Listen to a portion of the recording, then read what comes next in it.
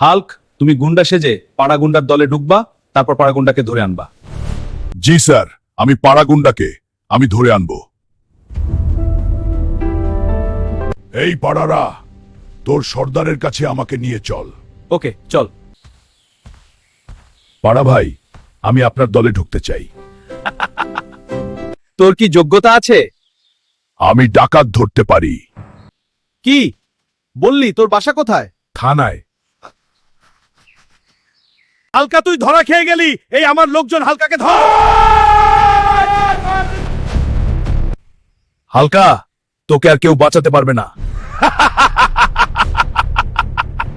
এই তোরা হালকাকে শাড়ি পরিয়ান, আজকে ওরে আনসার।